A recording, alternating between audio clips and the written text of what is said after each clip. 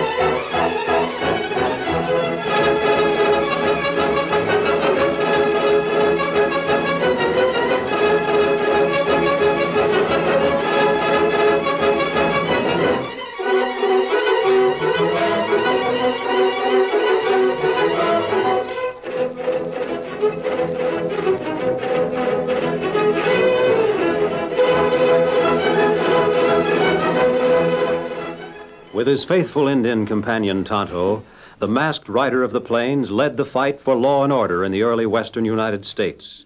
The stories of his strength and courage, his daring and resourcefulness, have come down to us through the generations, and nowhere in the pages of history can one find a greater champion of justice. Return with us now to those thrilling days of yesteryear. From out of the past come the thundering hoofbeats of the great horse Silver. The Lone Ranger rides again. Come on, Silver! Faster, boy, faster! I'll Silver! Away!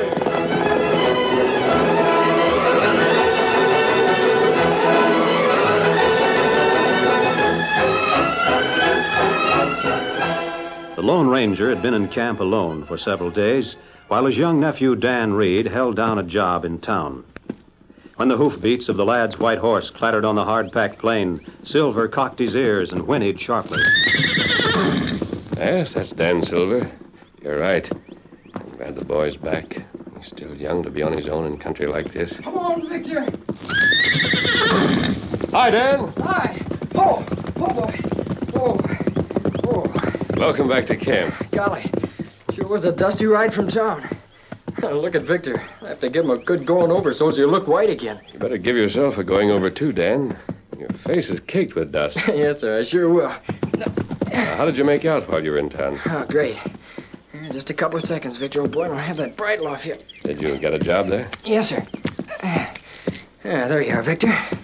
I got the job you suggested and kept my eyes and ears open. Here, I'll help you with the saddle. Tell me about Shipman. Well, he sure owns a lot of property. More than anyone else in town.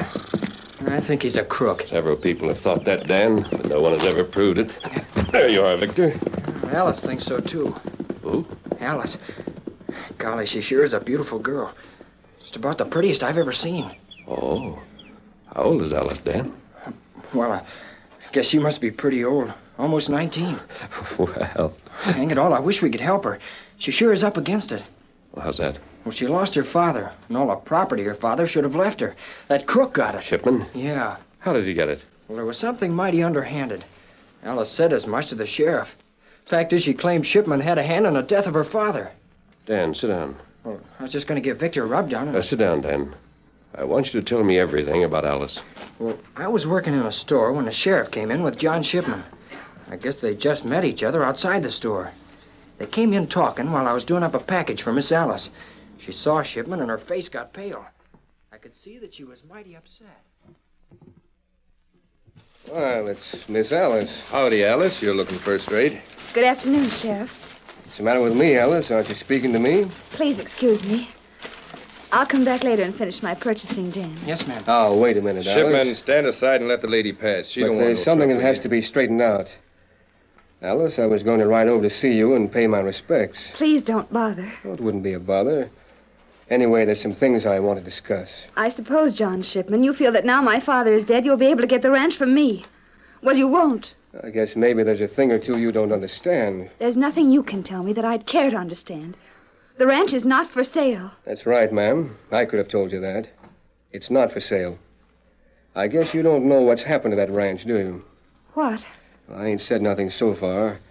Thinking to let things ride for a while. Till your pa had been dead for a time, you'd sort of got yourself straightened around. What are you getting at? That ranch. Mr. Shipman, you tried a dozen times to buy that from my dad.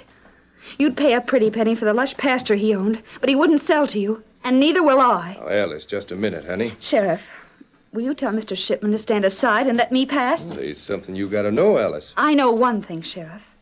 I know that my dad was the victim of a murder. Now, you prove that and you'll be doing something. Oh, no, you're wrong there, Alice. He went off the ledge on the horse he was riding. Do you really believe that? Sure I do. All the evidence showed it. Pa was either shoved or ridden off that ledge, if you want to know.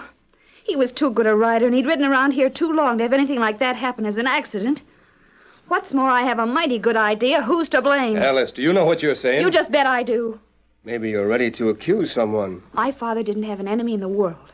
But there's one man who'd have done almost anything to get Dad's ranch. A man that was a land-grabbing, stuck-up, scheming crook.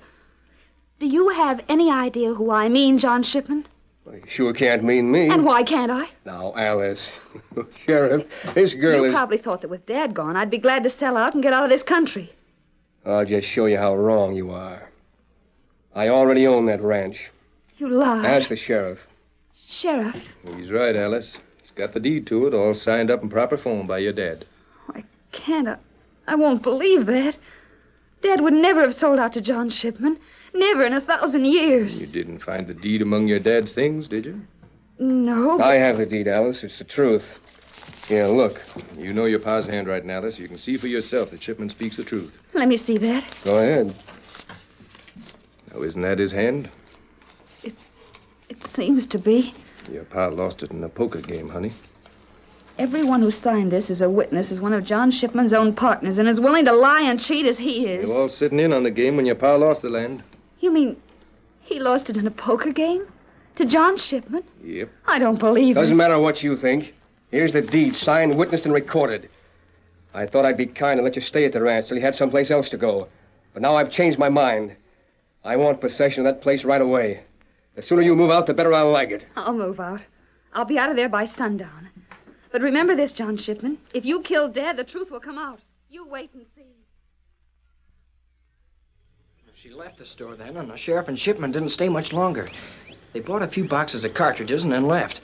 I came here as soon as I could. Now, this girl, Alice, is going to move off the land today? Yes, sir. Well, I hate to take your time, but maybe she'll need help. I don't know if there are any men around the ranch to help her. Why didn't you tell me, Dan?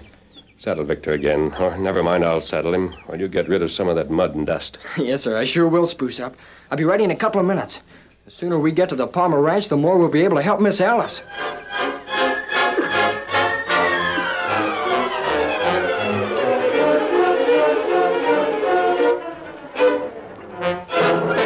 Alice lost no time getting out of the house she no longer owned.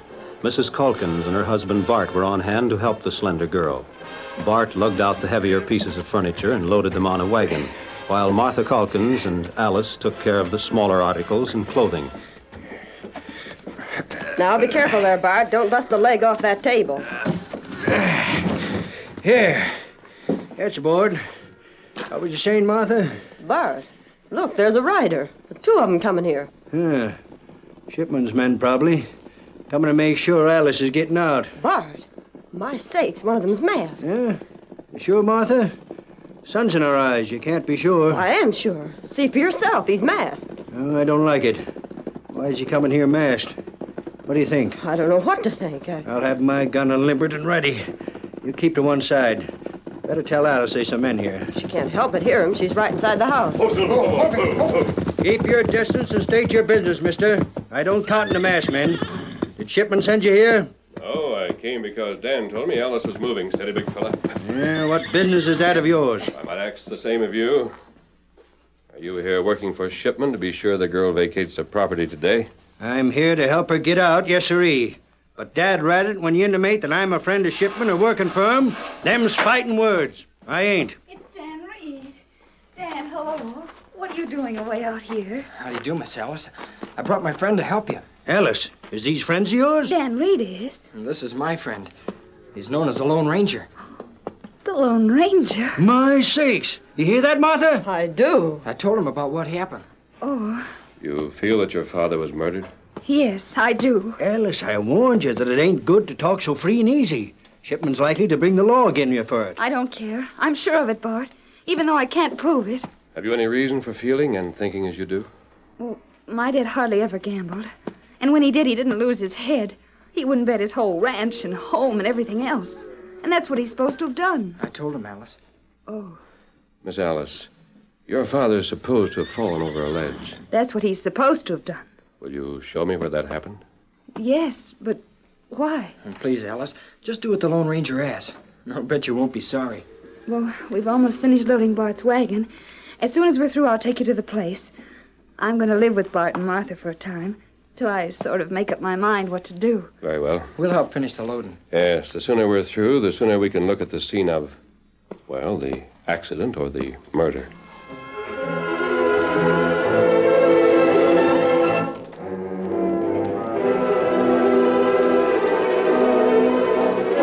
That night, Dan Reed walked into a restaurant where John Shipman and his two closest friends spent much of their time. The boy sat at a table near the door to the rear room. When he saw Pete Loomis go to the rear with Shipman, he rose quietly and moved out of the place to meet the Lone Ranger. Meanwhile, Pete and Shipman sat down in the private room. Open that window, Pete. It's hot in here. Right. Can't hardly breathe. You see that kid near the door as we came in? Yeah, he's been working in the general store. I can't seem to learn much about him. But I heard something today that made me a mite uneasy, Pete. You? Uneasy? Yeah. When Alice was moving out of the house, that kid and the Lone Ranger were helping. So much the better.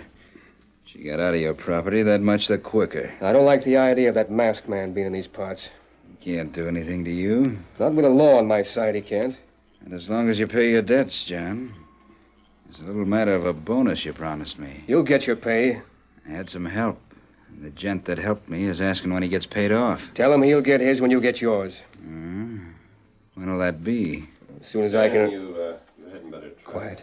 Who's that? Someone talking I'm outside. going to. I'm old enough to know on a big chance when I see it. It's that kid, Dan Reed. And the Lone Ranger. Quiet. Dan, let me tell you. The only thing to do is the right thing. Go to the sheriff with what you know. What'll that get me? Well, there isn't even a reward. You can't enjoy crooked cash. I'll worry about that later. How do you know a shipman will pay you to keep quiet? If he doesn't, he'll hang. That'll be the time for me to go to the sheriff. Shipman won't pay you. He'll kill you. That'll be the way he'll keep you quiet. I'll take that chance. If I hadn't taken you with me when we rode by that ledge, you'd never have seen it. But I did see it. Why the... Quiet. Dan, promise me one thing. What's that? Don't do anything until tomorrow. Sleep on it. Think it over. Try to realize that the cash you get from Shipman, even if you do get it, won't make you happy. You'll be just as much a criminal as he is. Well... Wait until tomorrow. All right. I guess I can do that much. I promise I'll wait until tomorrow. But that won't change my mind. John, did you hear that? I did. That doggone kid, he and the Lone Ranger. They saw something at the ledge. There's just one move for us. Yeah, what's that? Follow those two. Yeah? Locate their camp. Hurry it up. Right. I'll be over at the cafe later on. Report to me there. In the meantime, I'm going to see the sheriff. He's right out at his favorite corner table. Report to the sheriff? Yeah. I'm going to tell him that there's likely to be trouble. Come on.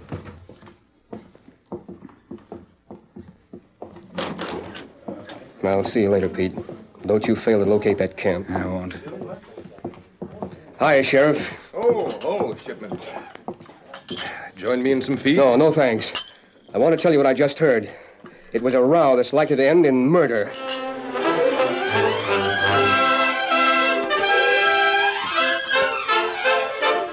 The curtain falls on the first act of our Lone Ranger story. Before the next exciting scenes, please permit us to pause for just a few moments.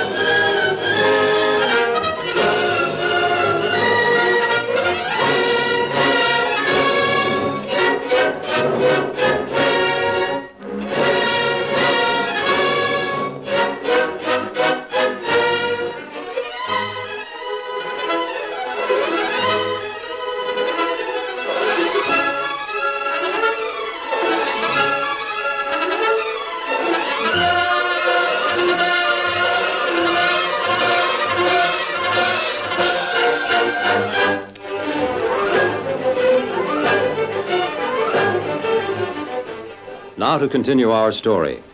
John Shipman sat down at the sheriff's table in the restaurant and rested his weight on his elbows.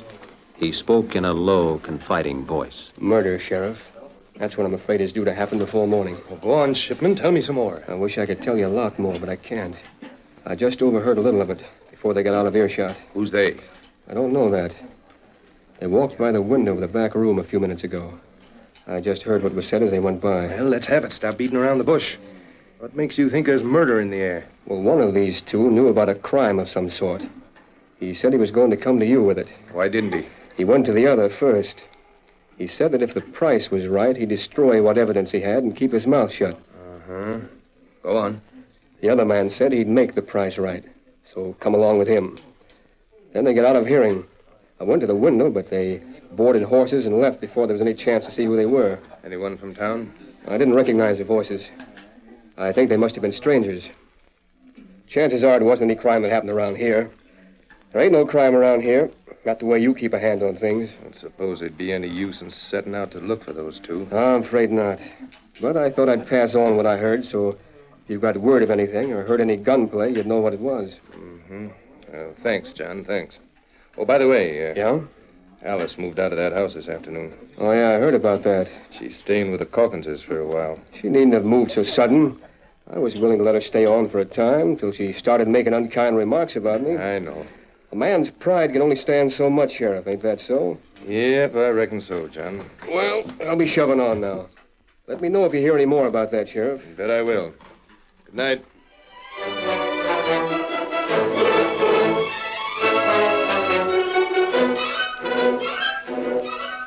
Meanwhile, Alice and her friends were still filled with curiosity.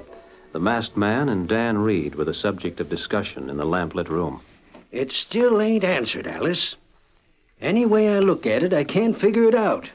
They showed the two of them where the death took place. Yes, and both he and the boy studied the ground. They even got down on their hands and knees and felt for indentations where the buckboard went over the ledge. But they didn't find nothing. No. They followed the tracks back for quite a distance. Then they examined the ground on both sides of the tracks. The Lone Ranger said he wished Tonto was with him. Tonto? You said that was an Injun that's generally with the Lone Ranger. Yes. I'm sure they didn't learn anything to prove my idea about Dad's death. And yet he told you not to worry about the truth coming out. That's what he said. How can he get at the truth? That's what I'd like to know. Shipman's a crook, but no man's ever yet been smart enough to prove it.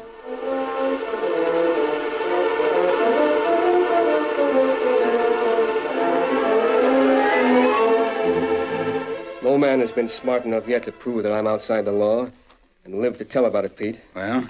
That goes for that Lone Ranger. You sure he bedded down for the night? Told you he had, didn't I?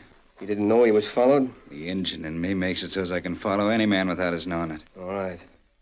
Did you get close enough to the camp to hear any talk? I had to. I had to make sure they'd be there when you wanted them. What'd they say? They went on talking just as they did when we heard them. The kid wanted to come to you and collect some cash for not proving anything. The Lone Ranger wouldn't listen to it. It's my idea that by morning the Lone Ranger will have the kid won over to the side of the law. That's what I'm afraid of. Well, I'm taking no chances. What are the plans? Where'd you leave your horse?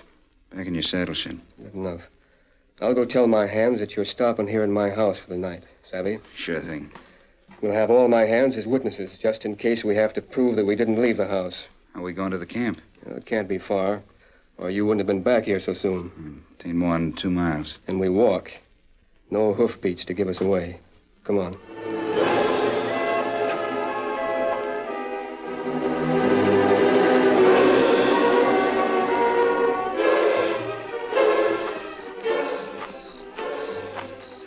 Our footsteps can be heard here, Shipman.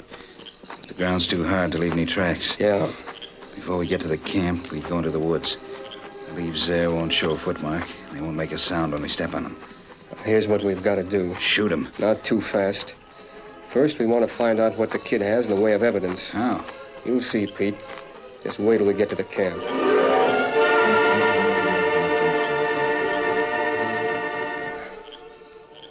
All right, heist him.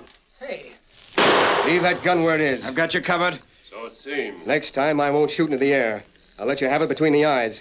It'd be a big mistake to try that. Yeah? Well, just sit up and pay attention to what's said, or I'll make that big mistake. You always sleep with that mask on? Come all the way to this camp to ask that question? Oh. We came here because we thought that kid wanted to see us. How about it, kid? I didn't want to see you. No? Well, maybe you don't recognize me. It's pretty dark in the woods. My name's John Shipman. John Shipman? That's right. Now, does that change things around some? How do I know you're telling the truth? What if you are John Shipman? You better keep quiet, mister. This is between young Reed and me, savvy? I got nothing to say to you. Well, I'm covering him, Pete. You take the shooting irons. Right. Don't risk coming closer, Pete. Johnny. Yeah, he's right. And thanks for warning us. Just give them guns and the gun belt a kick with your foot. Kick it over towards Pete so as he can pick it up without moving close enough for you to grab him. What if I don't? Do what I say or you'll find out. Well, there you are. Much obliged. Now, Pete, see that the kid ain't armed. No sign of a gun near him. Now, the two of you stand up and move back a few yards. Hey, look here, what's this for? Why did you come here? Stand and move. I'll make sure you aren't sitting on top of an extra gun. Do as he says, Dan. Maybe we'll find out what he came here for. Yes, sir. That's more like it. You can sit down again. Now we know you won't be tempted to commit suicide by making a sudden reach for another gun or knife or something. Dan, you're taking orders from the masked man now, aren't you? What if I am? A little while ago, you was ready to defy him. Fact is, when I talked to the sheriff, I was in mind to say that you two were on the verge of a real fight. Well? Dan has nothing to say. Dan, you're in a position to be a real important man around this part of the country. Do you know that? Why? Because I'm in a position to make you one. You could own a fine ranch, all your own. A couple of 100 head of cattle as a start. Why, you'd be the youngest landowner in this part of the state. How'd that be? For doing what? Just what you planned to do. What's that? Just get out of the habit of talking too much, that's all.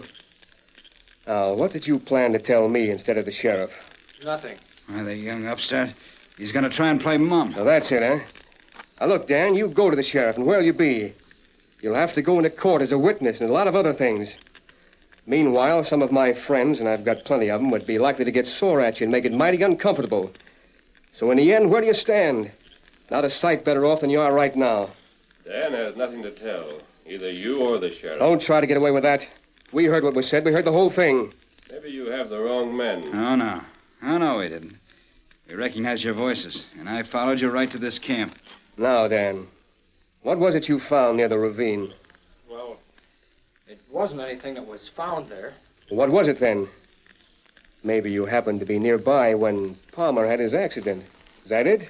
Who's Palmer? Now, look here. If you bust into this talk anymore, I'm going to let you have hot lead. Let the kid speak for himself. Who is Palmer? You know blame well who Palmer is. Or was. Trying to act like you don't know nothing won't help you. Palmer's a man that had an accident. Accident, my eye. You pushed him over. Now you're admitting it. All right, kid, what proof you got? No proof. Only what you saw, is that it? Look here, Mr. Shipman, I got no more to say to you. Well, you finally made up your mind to go to the sheriff and squeal, huh? The only reason you didn't do it before was because you figured on seeing me and collecting. That was why you got a job in town. You hung around till you saw just how well off I was, so as you could hold me up for a nice, tidy sum. Now, listen here, you young whippersnapper. I'll pay you off. Shipman? Keep an eye on that hombre, Pete. I've got a little more to say before we let him have it. I'm going to drill the two of you. That'll shut your lip for keeps. You can't get away with that, Shipman. Who can't? The sheriff might think that Palmer went over the ledge by accident. You're mighty careful to make the tracks give that impression. But two men don't die by accident with bullets in them. No, they don't. That's why I called in the sheriff. I told him there was a row between you two. You planned carefully, didn't you? You bet I did. When the sheriff finds you, he'll never know that you're the critter that's always been called the Lone Ranger. He'll be just one more dead hombre as far as he's concerned. And he'll start a manhunt for the one that drills you. The same being the kid here. And what will you do with Dan? He'll just disappear, that's all. He won't ever be found. Maybe the sea gives up its dead, but quicksand has never been known to do that. You wouldn't... Shipman, you've talked yourself into a hangman's rope. So has Pete. Yeah? That's big talk for a man that's about to die. But I'm not about to die. You see, I've had a gun ever since you came here. See your trigger. In fact, Shipman, Dan didn't see you commit murder. We dropped a few remarks that were calculated to bring you here. He lies. Lying, that's for cowards, Pete. From the moment you came here, you've been under a gun. Didn't you wonder that the fire was so bright? I wanted to be sure to see your trigger finger. Bluffing won't save you. The moment you tightened your finger, I was ready to fire. Yeah, well, you're bluffing. Then call me. By thunder, I do. Pete, get him. My shoulder. Want any more action? He did have a gun. You bet he didn't. He can use it, you ornery killer. My hand is broke. My shoulder. Now let's have the truth. The rest of it. How did you get Palmer to sign over his land? Why, Speak up. Maybe you'll be the one to disappear in that quicksand. No. What did you do with Palmer? He thought his daughter was abducted. We framed it so he thought we had her prisoner. He was willing to sign because he knew he could go to the law. But you didn't give him the chance to go to the law. I've got to get my hand bandaged. Let us go now. We'll forget the whole thing. You can't prove anything anyhow. It's your word against ours, and I've got a lot of witnesses. And so have I. That's right, Shipman. Sheriff. I've been back of them trees all the time, Shipman. But how... Kramer. Now, see here. Come on, boys. Put the handcuffs on them. Oh, I reckon they won't do much shooting in the shape they're in now. You see, Shipman, the Lone Ranger asked me to spend some of this evening here, just in case the Palmer death was solved. Well, I left here right after you told me how you suspected there'd be a murder tonight. I knew about the scheme this afternoon. Oh, wait, Sheriff. It wasn't my idea. Pete was the one. Are you lying, buzzard? Pete and his pal are the ones that really killed Palmer. I swear it. I've got an alibi. You was with us, and you helped. Save it for your trial. You'll have all the chance of talk that you can use. But still, it won't save you from the hangman's noose. Hey, Ginger, mister, I owe you a plenty. The town owes you plenty, and Alice Palmer does, too. Dan, would you like to tell her the good news? Golly, yeah. Here, Victor. Come here, boy. Here, Silver. She sure will be pleased. Steady, big fella. Tell her to move back home in the morning. Come on, Victor. Oh, Silver! Away!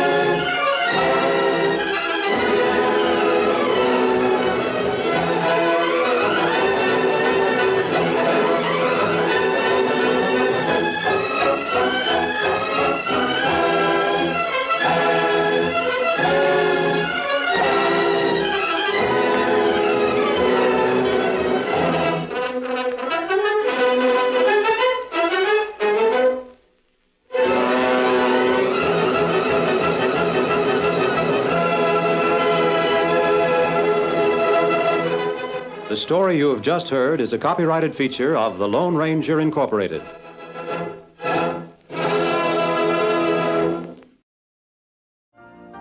You've been listening to the OTR Gold Network. Find more classic radio at otrgold.com.